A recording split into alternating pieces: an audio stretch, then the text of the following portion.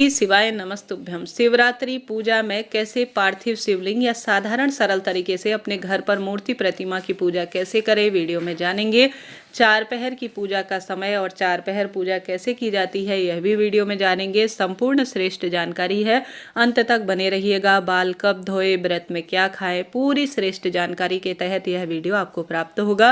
अंत तक सुने और ध्यान से बने रहिएगा। सबसे पहले, अगर इस पूजा में पार्थिव शिवलिंग की जाती है पूजन के स्वरूप में, तो यह पुत्र पौत्र मनचाहे वर, रोग कर्ज मुक्ति के लिए हमेशा ही सबसे श्रेष्ठ पूजा पार्थिव शिवलिंग स्वरूप की कही जाती है।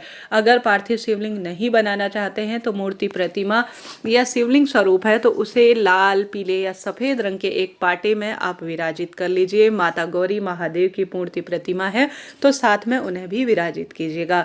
मैंने सिर्फ एक पार्थिव अर्थात मिट्टी के शिवलिंग बना रखे हैं और साथ ही जो मूर्ति प्रतिमा है उसमें गणेश जी महाराज और माता गौरा विराजित है। अगर आपके पास नहीं है तो आप एक पार्थिव शिवलिंग बनाने के साथ साथ दो लिंगनुमा आकृति जिसमें माता गौरा और जो है गणेश जी भी बनाइएगा। नहीं तो सुपाड़ी के माता गौरी और जो है आप गणेश जी महाराज रख सकते हैं। ठीक है। अब आप सभी चाहें तो इसमें आप एक कलश स्थापित करें। यह दीपक हमारे पूजा पाठ का साक्षी होता है। कलश स्थापित नहीं करना चाहते हैं तो कोई आवश्यक नहीं है।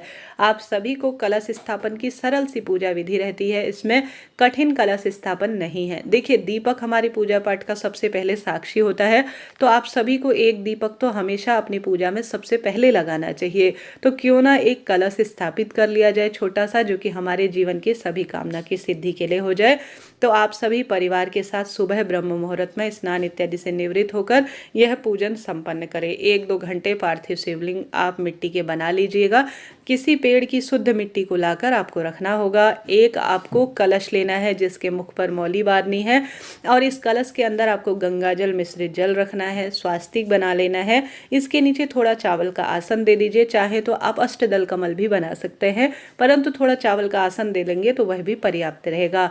5 आम या अशोक की कोई भी पत्ती, शुभ पत्तियां इस पर रखकर एक चावल से भरी हुई कटोरी रखकर आप सभी एक दीपक लगा दीजिएगा। यह दीपक हमारी पूजा पाठ का साक्षी रहेगा। इस तरह कलश स्थापना हो जाती है। अब संकल्प कैसे लिया जाता है? सबसे पहले अपने दाहिने हाथ में यह सामग्री आप रखने के बाद अपने दाहिने हाथ में थोड़ा अक्षत और पुष्प लीजिएगा। अपना नाम गोत्र बोलिएगा और कहिएगा कि महादेव, आज मैं पुत्र प्राप्ति के तहत या विवाह के तहत जो भी आपकी कामना है वह कहते हुए आप अपने दाहिने हाथ में चावल और पुष्प लीजिएगा, नाम गोत्र। और आज जैसे आप व्रत कर रहे हैं, जैसे निर्जल व्रत करते हैं तो वह कहिएगा, आप फलाहार से व्रत करते हैं तो वह कहिएगा, और जो आपने संकल्प लिया है उसे भगवान जी के चरणों में छोड़ दीजिएगा। इस तरह से संकल्प लिया जाता है। सभी चीजें अपनी पूजा थाली में रखने के बाद सबसे पहले आप पार्थिव शिवलिंग पर पंचामृत समर्पित करेंगे। ठीक है। पंचामृत दूध, दही, घी, शक्कर, शहद, इनको मिलाकर पंचामृत बनाया जाता है। चाहे तो साधारण सरल तरीके से आप अलग अलग तरह जो है इन द्रव्यों को भी समर्पित कर सकते हैं। उसके साथ ही गंगा जल मिश्रित जल जो आपने लोटे में बना रखा है, पंचामृत समर्पित करने के बाद आप जल समर्पित करें। इस तरह से यह अभिषेक की विधि होती है। इसी तरह से आपके पास मूर्ति प्रतिमा है तो उसका भी आप अभिषेक करें। इसी तरह से पार्थिव शिवलिंग अभिषेक भी किया जाता है। और साथ ही इसके बाद आप जो है अभिषेक कर चुके हैं, अपने ऊपर भी जल के छींटे आप दीजिएगा। अपने मस्तक पर मांग सिंदूर भरकर सुंदर सुसज्जित होकर पूजा करें। अब आपको मूर्ति प्रतिमा में भी रोली, चंदन, मोली, अक्षत लगाना है। जो आपने पार्थिव शिवलिंग विराजित कर रखे हैं उनमें भी चंदन, अष्टगंध, रोली, चंदन, मोली, अक्षत सभी चीजें समर्पित करें। कलश देवता में भी आप सभी रोली, चंदन, मोली सभी चीजें समर्पित करें। साथ ही वस्त्र रूपी कलावा समर्पित करें, दुर्वा समर्पित करें। इस दिन यज्ञोपवीत आप गणेश जी के लिए भी लेकर आएं, अर्थात जो जनेऊ है वह गणेश जी को भी चढ़ाएं और साथ के साथ महादेव को भी समर्पित करें। ऐसा करने से मनोकामना पूर्ण होती है। बात आती है बाल धोने की, तो एक दिन पहले जैसे मंगलवार हो रहा है तो साबुन नहीं लगा सकते हैं। ऐसे में आप सभी बुधवार के दिन बिना साबुन लगाए, साफ सुथरे होकर अर्थात बिना साबुन लगाए सिर्फ बालों में पानी लगाकर आप बाल धो सकते हैं। साबुन शैम्पू में केमिकल होता है, इसलिए बाल धोने की मनाही होती है, परंतु साफ स्वच्छ पानी से आप बाल धो सकते हैं। कोई दोष नहीं है। अब बेलपत्र 1-2 दिन पहले ही तोड़ लीजिएगा, कभी बासी नहीं होता, परंतु व्रत के दिन बेलपत्र ना तोड़े। 11, 21, 51, 108 जितने बेलपत्र हो उनमें चंदन लगाकर आप सभी चिकना वाला हिस्सा जैसे शिवलिंग के ऊपर रखकर इस तरह से आप समर्पित करें। कनेर का फूल या सफ़ेद फूल, आँख, धतूरा और साथ के साथ जो है जैसे भस्म हो गई, यह महादेव को बहुत प्रिय है। इत्र सुगंधित द्रव्य में आती है, यह महादेव को बहुत प्रिय है, इससे मन की कामना सिद्ध होती है। तो यह सभी चीज़ें धीरे धीरे एक एक करके समर्पित करें। सुपारी गणेश जी को भी समर्पित करें और साथ ही गणेश जी महाराज के साथ साथ आप सभी विशेष तौर पर जो शिवलिंग स्वरूप है उस पर भी समर्पित करें।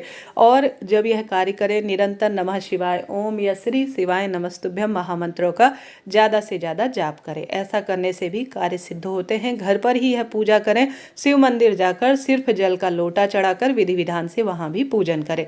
इस तरह से शिवलिंग पूजा की जाती है। नारियल जो कि हर कामना सिद्धि के लिए जाना जाता है, इस दिन आप सभी को यह नारियल जिसमें स्वास्तिक बनाकर रोली चंदन मोली छिड़कने के बाद माँ पार्वती और महादेव को जरूर से समर्पित करें। अब यह व्रत सुबह संकल्प के तहत किया जाता है। पूरे दिन भर में आप चाय पानी पी सकते हैं, फलाहार ले सकते हैं। रात्रि को भी व्रत ही किया जाता है, फलाहार ही किया जाता है। दूसरे दिन ब्रह्म मुहूर्त में उठकर आप सभी अपने व्रत को खोलिएगा। जब पूजा विधान हो जाए, सूर्य उदय हो जाए और साथ ही सूर्य भगवान को जल चढ़ाकर सुबह पूजा विधि करने के बाद आप अपने व्रत को खोल लीजिएगा। भगवान को इस दिन जैसे फलाहार हम करते हैं तो फलाहार ही भोग लगाएं। अभी बेर उपलब्ध नहीं थे तो बेर का भोग, गेहूँ 108 शिवलिंग पर चढ़ाएं। जो आपसे बन पड़े, जैसी भी इच्छा है, जैसे चावल गेहूँ शिवलिंग पर चढ़ाएं, काले तिल काली मिर्च इन्हें शिवलिंग पर चढ़ाएं। ड्राई फ्रूट मौसमी फल का ज़्यादा से ज़्यादा भोग लगाएं, जैसे अंगूर इत्यादि हैं उनका भोग लगाएं। साथ ही आप सभी आवश्यक रूप से इस दिन माता गौरा को सुहाग की सामग्री जरूर से चढ़ाएं। तो आप सभी माता गौरा को सुहाग की सामग्री कम ज़्यादा जितनी हो उतनी चढ़ा दीजिएगा। साथ ही आप सभी को आवश्यक रूप से दक्षिणा, जो चीज़ आप पूजा में नहीं ला पाए हैं उसकी पूर्ति के लिए दक्षिणा जरूर से चढ़ाएं। तो इस तरह से जो भी आप अपने घर पर फलाहार बनाए हैं वह सभी चीज़ें भगवान को भोग लगाएं और बाद में प्रसाद स्वरूप सभी को समर्पित करें। माँ पार्वती और महादेव के विवाह का दिन है तो माता गौरा को सिंदूर लगाएं और बाद में जो है थोड़ा सा सिंदूर, जूठा सिंदूर अपने मस्तक पर भी सौभाग्य के लिए लगाइएगा। इस दिन मेहंदी लगाकर पूजा करें, माता गौरी को मेहंदी इत्यादि जरूर से समर्पित करें। इस तरह से आप सभी को यह पूजा विधि करनी है और सौभाग्य को चमकाना है। यह पूजा सुबह करें और पूरे दिन भर में शिवरात्रि की पूजा की जा सकती है, कोई चिंता टेंशन की बात नहीं है। शाम को प्रदोष काल सुबह और शाम को जरूर करें। हालांकि इस दिन 4 पहर पूजा का विधान है। 4 पहर पूजा करने से सौभाग्य चमकता है, दुर्भाग्य दूर होता है। एक जल का लोटा भी हम पूजा में रख लेंगे। जैसा कि इस दिन जो 4 पहर की पूजा है उसका समय मैंने स्क्रीन पर दे दिया है, आप उसके अनुसार पूजा करें। 4 पहर की पूजा की सरल प्रक्रिया रहती है। जैसे कि इस दिन फलाहार ही किया जाता है, घर पर 4 पहर की पूजा कर रहे हैं तो उस हिसाब से करें। पंडित जी को आवाहित कर सकते हैं, बुला सकते हैं या मंदिर में कर सकते हैं। प्रथम पहर में जो है दूध से महादेव का अभिषेक किया जाता है और प्रथम पहर में, और दूसरे पहर में जो है दही से अभिषेक किया जाता है शिवलिंग का। तीसरे पहर में घी से अभिषेक किया जाता है। चौथे जो है पहर में महादेव का शहद से अभिषेक करने का विधान है। हालांकि अलग अलग क्षेत्रों में अलग अलग स्वरूप में पूजा का विधान है। अलग अलग द्रव्यों से महादेव का 4 पहर में पूजन किया जाता है। तो इस तरह से 4 पहर की पूजा का विधान होता है। 4 पहर में 4 बार आपको स्नान करना होता है और 4 बार सुंदर स्वरूप में धुले हुए वस्त्र पहनकर ही महादेव को स्पर्श किया जाता है। अब अंत में जो है हम सभी एक अपने दाहिने हाथ में थोड़ा चावल और पुष्प लेकर आज शिवरात्रि व्रत की कथा सुनेंगे और साथ के साथ आप सभी जल का लोटा भगवान के समक्ष रखकर कथा सुनने के बाद एक दूसरा दीपक लगा लेंगे।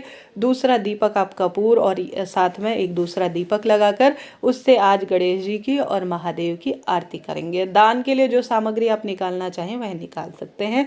इस तरह से पार्थिव शिवलिंग पूजन का आज के दिन विधान है। पार्थिव शिवलिंग कब विसर्जित किया जाता है? अगर आप 4 पहर की पूजा कर रहे हैं तो रात्रि भर जो है पार्थिव शिवलिंग रख सकते हैं। अगर 4 पहर की पूजा नहीं कर पा रहे हैं तो सिर्फ सुबह और शाम की पूजा करने के बाद आप जो है जैसे शाम को प्रदोष काल हो जाए तो शाम होते ही प्रदोष काल की पूजा संपन्न हो जाए, दीपक ठंडा हो जाए तो तत्काल ही विसर्जित कर दीजिएगा। कई बार दीपक ठंडा हो जाता है तो मन में भ्रम की स्थिति उत्पन्न हो जाती है, तो पार्थिव शिवलिंग हमेशा पूजन करने के बाद 1-1.25 घंटे के भीतर ही विसर्जित कर देना चाहिए, कोई दोष नहीं है। शाम को प्रदोष काल की पूजा करने के बाद भी आप विसर्जित कर सकते हैं, कोई दिक्कत की बात नहीं है। इस तरह से यह पूजा की जाती है। सिर्फ सुबह पूजा कर रहे हैं तो हाथों हाथ ही विसर्जित कर दीजिएगा दीपक ठंडा होने के बाद। इस तरह से शिवरात्रि पूजा का यह विधान है। आप पूजा आरती करने के बाद 3 बार जल का लोटा दीपक से ऊपर से उतारने के बाद जमीन पर छोड़ेंगे। भगवान जी के निमित्त आप सभी जल का लोटा उनके समक्ष प्रस्तुत करें। इस तरह शिवरात्रि व्रत की यह संपूर्ण पूजा विधि होती है जो आपको करनी है। कलश स्थापना आप नहीं करना चाहते हैं, कोई दिक्कत नहीं, सिर्फ यहाँ पर दीपक लगाकर भी आप पूजन कर सकते हैं। इस तरह से यह शिवरात्रि पूजन का विधान है। अब बात आती है हवन करने की। हवन आपकी इच्छा है, आप चाहे तो कर सकते हैं। जैसे कि हवन कर मैं दिखा नहीं रही हूँ, एक आप सकूरा इस तरह से कटोरा ले लीजिए, या कोई बड़ा आपके पास हवन का कोई जो है सामान है जिसमें आप हवन करते हैं, कटोरी वगैरह, तो आप सभी उसमें अच्छी तरह से एक जो है कंडा सुलगा लीजिए और उसमें घी की आहुति महादेव के मंत्रों का स्मरण कर तिल की जो है आहुति महादेव का स्मरण कर समर्पित कीजिएगा।